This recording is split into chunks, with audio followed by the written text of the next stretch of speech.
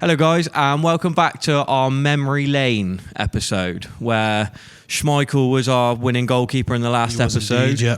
And this time round we're going to be going for our left back and right back from this just a 90s era. Yeah, so 1992 to 2000. If you missed the first episode, quite rightly Luke said that we are selecting a team of each decade of the Premier League eras. Those eras are 1992 to 2000, 2000 to 2010, 2010 to 2020, and 2020 to the present day. So there's around 4 or 5 different eras. We are working our way through era number 1. Yeah. So obviously the last episode we went through, we had Nigel Martin to pick from, Schmeichel, Tim Flowers was on there. Your mate David Seaman was on there. Luke's best mate, David James, as mentioned. So obviously now what we're going to do is we're going to pick our left and right back. Yeah, absolutely. So first of all, without further ado, we'll go straight into the right backs. Yeah. And I think you can't talk about 1992 to 2000 right backs straight away. This man has 5 within this time as well. He did end up with more Premier League medals and FA Cup medals, etc. But he actually had 5 Premier League medals from 1992 to 2000.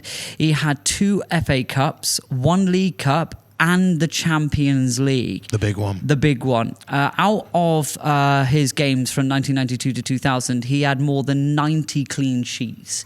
Part of a defence with more than 90 clean sheets. He did also get 15 assists and famously wasn't really a goal scorer. He got 1 goal, and that's in 225 appearances. And we're going to talk about Gary Neville. Yeah, how many assists did he get? Is that on there? 15. Because I remember him and Beckham being 15. I feel like it should be a lot more. Yeah, but I think in the I know he didn't really go past the halfway line because back then it was right back. It was a right back. Almost a centre back of today. But football's changed a lot. I remember him and Beckham being like that.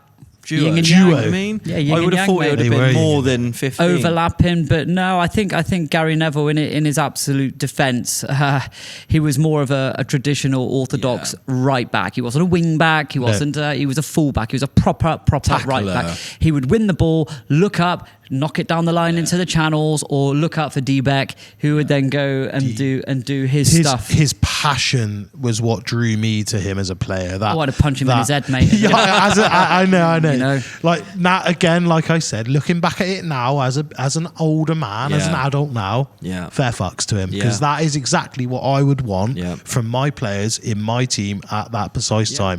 I think it is dying a little bit now. Yeah, I agree with you with that. But was that part of like Sir Alex moulding these players 100%. into? That's what he wanted. That's what he wanted, and that is why they all delivered. Yeah, and that's what really hurt England as well, because a little bit. When it come to it, you're still just Man United. Yeah. I do believe that the mould. Remember when he brought them all in? Who did he have? He had Beckham, Neville, Scholes, Nicky Butt. There was even Robbie Savage. And they all just laughed at him, didn't they? They all were like... Mark Lawrence. What was it he said? You can't win nothing with kids. Yeah. Won the fucking league.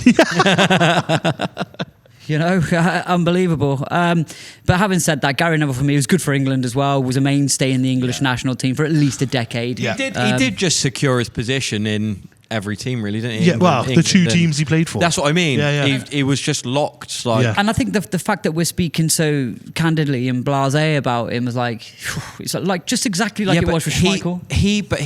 He speaks about himself as not very talented and this and that, but there's an effort. He talks about it. He talks about it a lot, and he talks about that.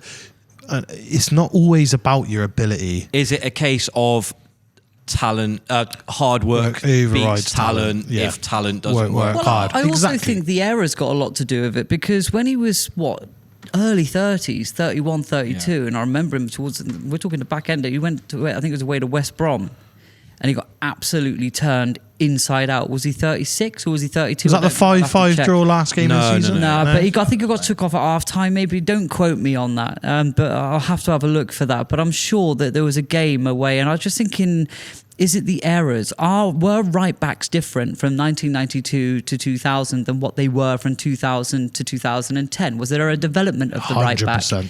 And then again from 10 to 20 and even further development. Now it's changed completely. Exactly. And I'm thinking that actually when you look at a traditional right back, like we said at the top, his job, first of all, was to contribute to a defence that's grouped together to stop goals going in the fucking net. Tackle, the fucking player. Yeah. Get the ball out your feet. Pass it to someone better than you. Yeah. And he was fantastic channels. at that. That channels was a thing. Hit channels. Yeah, hit But channels. also, for someone so small, he did actually venture sometimes into centre back. Was he that small? Yeah, I think height-wise, I don't think he's massive. No, he's No, not. but as a fullback, what are we saying? Is he 5'10"? 5'11"? I don't want to say how tall he is, and then someone say he's like 6 foot, and we're all just like. I mean, it is what it is. No chance. Nobody knows everything. No. But for me, Gary Neville, we can quite clearly see that he's a serious player. Next one on the list, then we've got the hard man of the Premier League right back era. Self-proclaimed one of the best, maybe, allegedly. His name is Lee Dixon. In 230 games in that era, so he actually had 5 more appearances than Gary Neville. Yeah. He got 5 more goals than Gary Neville. He got 3 less assists than Gary Neville, and he got 85 clean sheets, so 5 less. So actually, when you look at it, he's on a par. They're pretty par. They're pretty similar. However, he won the solitary Premier League, 97-98. He won a couple of FA Cups. He did win a couple of League Cups. No, he didn't. He was runner-up in 2 League Cups. So when you're looking at, winners and winning mentalities, it's a tricky one, because when we get on to Gerrard later, I'm going to be on the other side of the fence. So I think that ultimately, you're good right. defender, mate. You're 100% right. We're going to look at these players and statistics and what they've won and what they haven't won, but sometimes it isn't always about that. We know, and we know this firsthand, that there's players that have played for clubs for a long time that haven't won as much as they should have. That if they were based in another club, they probably would have picked up a lot more trophies. If Lee Dixon was at Man United, I'm just saying, do I like him, his character and his wild opinions? Did Man United no, really try to replace Gary Neville? Can you recall anybody coming in? Yeah, Raphael, the 2 Raphael the family. that was a bit late. That was way I think Neville surpassed Paul Parker, moved him out of the team, and then they used to play with Wes Brown. Would come in a lot. Wes Brown, Wes Brown was later, but he did play that position. He was in and around it, mate. 1999 to at the end of the decade. I feel like Wes Brown was more of a 2000s man. Wes Brown was I don't really remember anyone. I don't feel it was ever a challenge position. I also don't really remember him getting injured. I don't remember him missing a game. He seemed to be. I look back on previous decades. I don't feel like injuries were ever as much of a thing as they are now. Do you think that's the strain on the body? Because you were told now? to fucking get on with it, mate. No, if you've got a side it's strain not now, that. you're out I for think 6 weeks. Sports science is such a changed. thing now that they can see that isn't right. You're gonna fuck yourself. But that's what James is just saying. So, like you're saying, if let's just use Saka for example, he's had a light strain on his thigh. Yeah. Oh, what, Mr. Limp? Yeah, but a light strain on his thigh. He's told you need 5 weeks out. Yeah. Whereas we'd all play. get the fuck on with it. Well, look at Cole Palmer. You would still play. Look at Cole Palmer right now. He was about to come back from his injury. He stubbed his toe. And he's out for another 3 weeks. How are you out for 3 weeks? Hold on. Back then. Sorry, boss. I can't come into week. I've stubbed my fucking toe. Oh, okay, Lee. What, are you going to be off today? No, I'm having 3 weeks off. Tarmac's a bit different than football, though. You tell me to get fucked. He's on over £100,000 a week as well. You stubbed your toe. You're out for 3 weeks. 100,000. That's like someone working at Domino's Pizza But going, I'm getting little fingers. Me cheese hands fucked. Can't be sprinkling me cheese on there. What I'm getting at, back in the day, we need, they would have sprayed you with some sort of deep heat. No. It was the magic fucking sponge. Oh, yeah. The bucket, the sponge, and the cold water. Yeah. Imagine that, Lee. Don't off again. Fucking get on, look. Now, don't give away what was in the magic. Fuck's sake. But this is what we're saying. He was, like James just said, the hard man of the Premier League, supposedly, at the time. Yeah. And this is an era where there was a lot of fucking hard men. Do you know, I know this is still talking about the same thing. Football players now, I remember Tony Pulis making a point of, if you were injured, he didn't like you because you're doing nothing for the team, right? It's a bit fucking No. It sounds I don't like his fucking but cap what he and used glasses, to do is, you're not having a fucking day off. No. Just because you're injured, you're not going to be going on holiday. Well, no, you turn up to the club and you can do media. This is what he did. You can go to the hospital. Yeah. Drew everybody. You still got to come into training. You still got to come to the match days and sit there. Do you know what I mean? You are right. Yeah, you put your club suit on or club tracksuit colours, so and you go there. It was never time off. No, and I don't know. You see it all the time with players' injuries. It's always a bit of a that's the fucking same day that FIFA's come out. Or wow, we've you seen it with Neymar and his sister's birthday. Yeah, we've seen and it that's with a weird San- story. like Weird 2 o'clock in the coincidence that morning. is. But having said that, let's go back to memory lane. And obviously, we're talking about Lee Dixon. For me, actually, it's a real interesting one because actually, I think he was technically better than Gary Neville. I think Lee Dixon was technically better. 100%. He could spray 130 yards, and he could. Do you know what I mean? No doubt. I thought he was. They're neck and neck, but I don't like him personally as a person, and I am allowed to dislike people in football. Yeah. And I think that he's someone who I dislike. However, you have to acknowledge the fact that actually he scored more goals from right back. Okay, he only had 5 less clean sheets than him, and he was playing in a team that was slightly less successful. So actually, for me, Lee Dixon, good player. 3rd on the list I've got. I used to love this guy. Okay, so little Winnie, come from Barcelona. Yeah. I think, do you remember Albert Ferrer as well, honourable mention. But he had a hair that was just shocking. But I think there's Dan Petrescu, the Romanian. I remember the Romanians at World Cup '98, and they all dyed their hair like blonde. Blonde. Yeah. Basically he started off at Sheffield Wednesday, then made the trip down to Stamford Bridge. Yeah. Had nearly, I would say, 75 appearances. Would you say left he was a bit 2. ahead of his time with how he played as a fullback? 'Cause he was quite attacking. Like I said about Neville, Neville never really come past the halfway line. He was more attacking. Well, here, this statistic will tell you everything you need to know, because actually, this is actually outrageous. So if I'm to tell you, Gary Neville got 1 goal and 15 assists in 225 games. Yeah. Lee Dixon got 6 goals and 12 assists in 230 games. I thought that would have been more. Dan Petrescu got 17 goals and 25 assists, in 160 games. So you're right, Lee. Going off of those stats, he would have been probably the first attacking fullback. One of the first attacking. I always had a bit of a soft spot for him because he's Romanian. I don't know why. I just like that. Yeah. I like but also you have to put the caveat. Yeah. But now you need a caveat to that, okay? Yeah. Where the other boys Neville had 90 clean sheets, Dixon had 85 clean sheets, he had 35. Yeah. So, but if you Chelsea weren't there. That's why. Also, he did play for Sheffield Wednesday. They also weren't there. That's true, actually. And he was an FA Cup runner-up with Chelsea in 97 and the UEFA Cup Winners' Cup runner-up in 1990. I mean, he was on the era of before Chelsea were just about. Before the Abramovich days. Those figures, for me, it depends how, when we go to pick him in a minute. What do we want from our team? So for our team, are we going to go with 2, for that era, they need to be defensively sound and mint for that era, or do we want an attacking fullback? Because we want to put this era's team up against the other era's teams and run them through Football Manager. There is a game engine. There is a correct answer to this, and you normally go off of a trophy cabinet. Yeah. We all know that'll be Football's not like Gary that, Neville. though. But this is our team. We know Matt so Letizia. We can do what we want. If we want a little Romanian man that gets forward in there and scores us goals, gets assists. Your strikers don't score without assists. No. So number five for me. 140 Premier League appearances. He got no goals. He got 10 assists.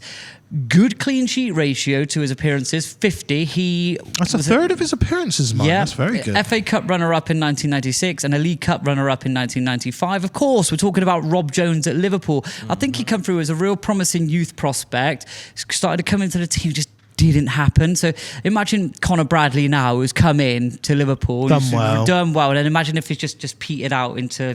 I know. Cara was always a centre back mainly for Liverpool. Coming in right back. That's what I was going to say. Did he in his youth days? He was a striker. Cara didn't really come through until. But did he ever really play much as a right back for Liverpool? Yeah, was that around? England. Did that affect his?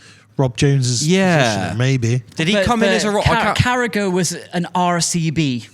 Right. So a right centre back. So you could play, with a back three, and he'd be on the right side. He could play full back, and he was What in I'm a saying, full back. did he start much? He shouldn't be in the conversation for. I think he's trying to say, did it probably hinder it? When I say about Neville not really having any challenger. competition, I don't remember anybody challenging. No, him. Rob Jones sort of petered out and left the club, and then Carragher came in. Was my different. understanding of it. Anybody in the comments correct me, I'm sure. But for me, Rob Jones, when you look at Petrescu, 20 appearances more, and you look at the goal contribution is a lot better. And then the honourable mention, Warren Barton, the man who famously kicked the advertising boards at the Anfield Road end at Liverpool when Newcastle go 3-2 up, only to lose 4-3 twice in 2 years. Obviously, 240. Yeah, he did, and it wasn't just Newcastle. He was at Wimbledon first, and he was 240 games. He got 4 goals, 10 assists, and 60 clean sheets. So he was part of that crazy gang then. He would have been. Yeah, he was an FA Cup runner-up and a UEFA Cup semi-final for Newcastle too. Again, he never won anything. Again, I would say it's more of an honourable mention for me. I think it's between 3 people for me. I was going to say with Rob Jones, injuries was a big thing, wasn't it? Mm-hmm. I don't know the ins and outs of that affected him a lot. Yep, yeah, it did. And I think, I agree. Like James just said, I think for us, if we wanted to pick someone that's going to go, well, that's fucking obvious, you're going to go with your Gary Neville. But I do believe that James is right. I think we need someone who's going to assist our forwards. Can I say with our tactics, and we can say it live in the show, I would rather one of the wing backs. Are we picking our team? This is the thing. This is our stanchion team. So I would want one of my wing backs. I'm going to chuck it out there. One of my wing backs to be an attacking fullback, and the other one to be a defensive that can move across and cover and do that. 100%. And then we'll get so technical. why don't we look at the other side a minute and then make the decision? See if we could have. Are we not picking our right back? We should wait because we could have a left back that's just as an attacking. Before we decide, let's go on. Okay, so we're looking at the left backs again. 260 Premier League appearances this man made. He got 14 goals. A lot of them were penalties. More than 20 assists and 100 clean sheets in 260 appearances. Yeah. So that states around 35 to 40%. Yeah, that's incredible. He won 5 Premier Leagues in that time, 2 FA Cups, a League Cup, and of course was a member of the 1999 treble winning team. Of course, we're talking about everybody's favourite Irishman, quiet, unassuming, Roy Keane's friend, Dennis Irwin, who was, by the way, 2-footed. Yeah, I was literally about to say that. And he was one of the first defenders that I really remember being able to play with both feet. Yeah, he great never free struggled. kick taker as well, by the way. Yeah. Before Beckham, he took the free kicks from Manchester United. Even just that 20 seconds of James talking about him, but guys, it makes me want to go, just fuck the rest of them. So why are we even talking about it? The trouble is now, and James is going to hate. I mean, you're going to fucking hate this as well because this was Leeds' best sort of era of football. Yeah, and there's not one fucking Leeds player in it. But now we're going to go. The turn of the century already. Schmeichel's already got the goalkeeper. Yeah. We now have an attacking left back, so we're going to go back to Mr. I'm not going to pass a halfway line but do my job, right back. And it's going to be Man United, the first 3 players we put in. But this is the problem. Nobody out there is going to argue with it. No. United from 92 to the 1999 era. They did just dominate. I think, with Arsenal, Newcastle. All right, this is a personal. Is there not a Leeds man you want to put in the mix right now? Well, there is someone on there is one that could, there is one that you could argue that's been at a couple of clubs. But first, I think we should. But we can get to him in a minute. Next down the list was someone who I believe won the Premier League with Blackburn. Yeah, it was an FA Cup runner-up with then Chelsea. Aligned to our friend Matt Letitia from the island across from him. Of course, we're talking about Graham Lasseau. Yeah. Now, he made 230 appearances in the Premier League. He scored 10 goals. He got 35 assists and got 65 clean sheets. And set pieces were a part of it. But in my team, I'm gonna. Actually, I'll talk about this in a minute about Graham Lasseau. But he played for England. World Cup '98 was actually really good. But I think. For me, I think he was a very good left back, very comfortable on the ball, Ashley Cole-like in comfortability on the ball. Just I think, calm, very calm on the ball. But for me, characters in a team are important, and I think he's got a questionable character so many times. I think he's been accused of fighting his own players. I think obviously he's always embroiled in something, and we want our team to Is that something we want in our club? No, I think we only have one maverick, and that's got to be an attacker. You know, and a midfielder or an attacker. And there's a few of them that are going to pop up later. And I don't think we're going to struggle for people to deliver a ball. Nah, I think for us, further forward. For us, I believe our defence need to be mature, professional, old school, do the job for us. Who was it who said it? Goals wins you games and defences win you titles. Yeah. That was Sir Alex. And I think that's something that we need to look at in our Exactly. And I think the next one we've got is Nigel Winterburn. The other side to the Yang to Lee Dixon. Again, another questionable character, but was a professional and did do very well for Arsenal and later West Ham. Did I like him again? Shit himself when Di Canio went for the ref when he pushed over the ref. I'll never forget this. He's come over and Di Canio looked at him like this and he's gone like that. I'll never forget that. You've got to put that in somehow. If you can do a picture video, he shit, you shit yourself. You know, to be fair, if Di Canio was looking at me like that as well, I'd shit myself too. But ultimately, he did make 250 Premier League appearances. Extremely comfortable on the ball and a wonderful left foot, and we have to acknowledge that. Although I don't know why he didn't play for England, so I don't want someone to go, he's not English, dickhead. But I'm sure he was English, Nigel Winterburn. I believe so. And I think I'm just curious as to why he was never picked for England. 5 goals, 10 assists and 90 clean sheets in 250 games. Again, nowhere near that Irwin standard. Yeah. He did win the Premier League in 97-98. He won the FA Cup in 93-94 and was a League Cup runner-up. So he does have a decent trophy cabinet. Yeah. You know? But having said that, I just don't like him. Would it have been Stuart Pearce that was keeping him out of the England squad around then? For real? Probably, yeah. I think it would have been that sort of time. That's the only person that's I can sprung think to of. mind. Yeah. And do you think he was the understudy and then they both come out at the same time? Yeah. And Hopefully somebody in the comments knows a bit more. The next level. Yeah, so in the comments, talk to us about Nigel Winterburn. Talk to us about Nigel Winterburn. Why did Nigel Winterburn not play for England? The next one, 2-club man again, so this has to be taken into consideration. He's your boy. You know, he used to be a panellist actually in the early noughties. He is still doing a lot with the club. Is he Australian? Yes, so he still does a lot with the club. He's still also you'll hear him on TalkSport every now and again as well, piping up when Leeds have obviously had some. Go on, chuck the name out there. Chuck the name. We've got Tony Durano. Yeah.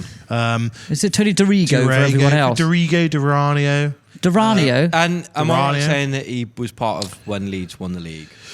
I think he might have slid in before he went to Derby. So that 92 team that we had. This is. I hate to say it, but this is a Premier League. That doesn't mean to say that he's won the top league, and that doesn't say credit. But in our era, we're going from the first. Still the top league. I don't care what it's called.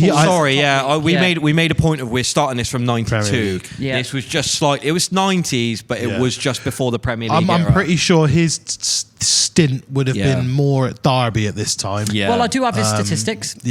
So Premier League appearances, 170. He got 5 goals, he got 10 assists, and there was only 40 clean sheets. Again, though, he was a League Cup runner-up with Derby in 1994, and actually he got to UEFA Cup semi-final with Leeds in 1996. So he actually went Leeds, Derby, Leeds. Yeah. Was he like the John Lukic? Like John Lukic used to go. Who was he? Arsenal, Leeds, Arsenal. John Leeds. Lukic. Steve Staunton, Villa, Liverpool. Going back from the goalies, he was at the same time as Seaman. So Seaman started at Leeds United at the same time that Lukic was there. I didn't realise that Seaman started at Leeds. Yeah, so they were the 2 goalies at the time. Seaman was the understudy of Lukic at the time. But what I don't, so Dorigo. Good player. I don't really know. Was he a tough tackling left back? He was what I would call a classic 90s fullback. The ability wasn't massive. Yeah. But the heart was huge. Yeah. And sometimes you do need a bit of both. Yeah. Your heart needs to be just as big as your ability, I think. So we're going to be talking now the last one before we have an honourable mention. This man, I actually had quite a lot of time for. I actually quite like this left back. Yeah. He does co-coms on the Football League. Yeah. Mm-hmm. Has done for a number of years. He played for Everton and Sheffield Wednesday at left back. He made over 200 Premier League appearances in that time frame. He got 9 goals more than 20 assists and 45 clean sheets. And I'm talking now. That's not bad stats. Everton and Sheffield Wednesday. Right. Everton were literally always at the bottom, surviving on final days and the week leading up to survive. Hinchcliffe? Andy Hinchcliffe. Yeah. He was an FA Cup runner-up with that team in Everton. Yeah. They won the FA Cup in 95, Everton did, actually. So that's actually wrong. So he was an FA Cup. Did Everton win the FA Cup in 95? I'm not sure. I'm sure Everton they did. Yeah, they did. Everton won the league. They won the. Everton I won the FA Cup in 95. Old. Yeah, I'm not sure. He also got to an FA Cup semi-final with Sheffield Wednesday in 99. Yeah. Okay, so as far as I'm concerned, he had a wand of a left foot. Yeah, really good at putting curl balls into the ball. But we all know that left-footed players, their ability to strike a ball and curl always weirdly better than someone with a right foot. Yeah, I've never thought Apart about from that. David Beckham and the odd Gerrard, the way Gerrard strikes, even Trent, the way Trent strikes a ball. I know where, but everyone else from back. But it was like, do you remember when Pep first won the league with Man City, and everyone on the books was like left-footed? Most of them. It was most really players. It's a bit weird. It's that magic. Yeah, I know what you're saying. Magic. Left-footed players just always seem to. And somehow my son's grown up and he's Steve Frogger, Steve Guppy. Keep it going. My little boy's got that lovely left foot. And that's good, because if he was born in the mid 90s, he could have played for England, because we had a problem with the left, didn't we? But having said that, now we've been going through. Let's pick. What do we want for our team? We need the balance. We haven't mentioned Steve Staunton. And no one's mentioned him. Great left foot, Liverpool, Villa, Liverpool. Julian Dix at West Ham as well. Some good players. This is what I'm saying. Like, we probably should have decided this off camera. We haven't really spoke about this. Do we want our favourite players, or do we want the politically correct? I want our team to win. I think we need the balance. Well, for me, then the next one, it's Irwin and Neville, isn't it? No, I disagree. I'm going to go with Petrescu and Irwin. Yes. Yeah, I'd go with Petrescu, because we want one full-back to maraud, and Irwin can come in and play as a centre-back. He can cover at right-back. He can take corners, free kicks. He's a penalty taker. He's a good defender. Get back up Irwin's stats. Irwin is the one I want to put forward. Yeah, but no, because his goals come from penalties, so you've got to kind of take that away. Whereas Petrescu's... You don't take penalties for no reason. Because you're good. Of course, I get that. But when you're taking a penalty, your defensive side of the game isn't under threat. Put it this way, do you know what made him better was his consistency? Yeah. Because obviously, he played a lot of games. He played a lot of games. So who do you want to go? Who do you want to go left back? We're going to go Irwin at left back. Okay. And we're going to go Petrescu at right back. Because for the actually, balance. and also his clean sheets. And you could argue and say he doesn't have as many clean sheets as Dixon and Neville, but this guy had nearly 100 bloody Premier League games left, and he played for Sheffield Wednesday in that as well. And he's Romanian, so I like it. But also what we should have done is had a look at a clean sheet percentage based on the amount of games. Yeah, it would be high. It would be high. And I think Dan Petrescu, from an attack, we've got an attacking fullback, and we've also got a very good defensive fullback on the other side that can attack. Yeah. And worst case Very scenario, balanced. we've got Schmeichel behind you. Yeah, exactly. And we ain't even done the centre backs yet. Yeah. So, that's something to look forward to. So the team so far, we've decided. Schmeichel in goal, Dan Petrescu at right back, and we've got Dennis Irwin at left back. We've got penalties covered. We have got penalties covered. Balance, man. Our goalie scores goals. Our fullbacks score goals.